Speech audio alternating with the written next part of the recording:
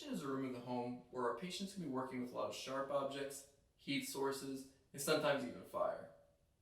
It's for this reason that we want to make sure we assess the environment to make sure it's free of any hazards or issues that could cause harm to our patient.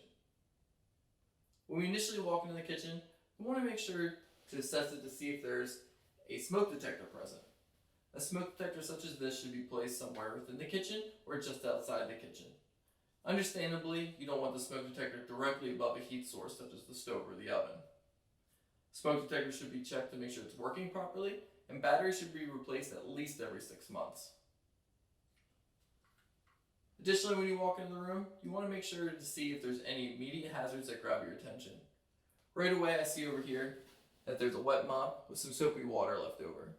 This is a slipping hazard and should be cleaned up immediately. So let's continue with our observation, take a tour of the room, and take a look and see what other issues and hazards may come up along the way. Right away here, I see that there's a step stool present. This is actually a great tool and resource for your patient.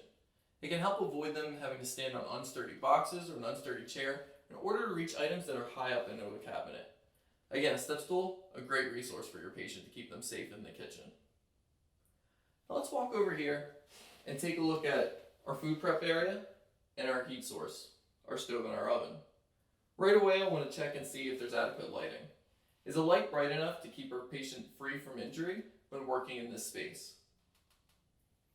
Additionally, when I'm looking at our heat source, I notice that there's an appliance plugged in really close to the stove top here.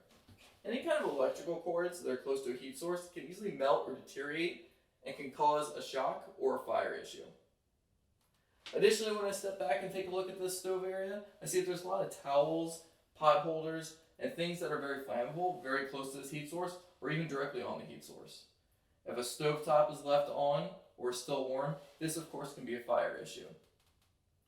Now while we're still in this area of the kitchen, it's a great opportunity to talk to your patient about the type of clothing they're wearing when they're cooking. Cooking is one of the leading causes of home fires, so you want to have your patient wear tight fitting clothing. Anything that's loose, such as robes or long sleeves that are loose, can easily be snug on something, can get ripped or torn, or easily catch on fire. So as we're moving through our kitchen environment here, we see that there's some empty beer bottles left on the counter.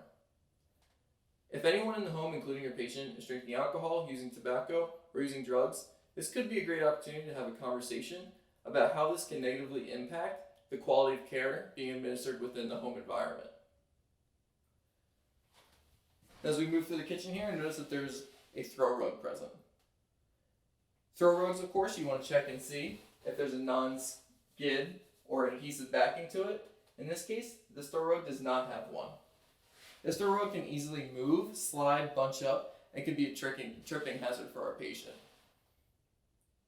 Now as we move next to our water source, I see that there's a toaster oven plugged in right next to our water source. This, of course, can be an issue for our patient.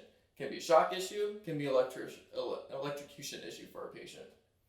When we inspect our outlet here, we want to see if it's a GFCI outlet. A GFCI outlet such as this one should be used when it's this close to a water source. In our case here, this outlet does not meet the specification.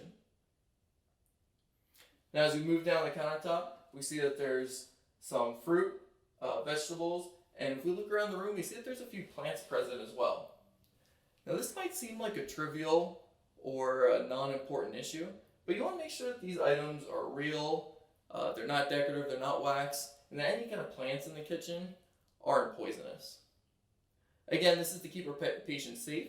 Make sure if things are eaten inadvertently, that doesn't make them sick or cause a choking hazard. As we move throughout our kitchen here, we see that there's a phone present. A phone is another example of a great resource for our patient. Emergency contact numbers for fire, EMS, close friends, family, doctors, police can be stored right next to your phone. They can be printed in large print so you can be easily read by our patient. Again, a great resource to have in case there's an emergency. Additionally, I look at this outlet here and it looks to be considered overloaded. There's a lot of different appliances plugged in, so this should be evaluated to make sure that it's not a shock hazard or a potential fire hazard. Now as we look inside our kitchen environment, are there any other issues that you may find?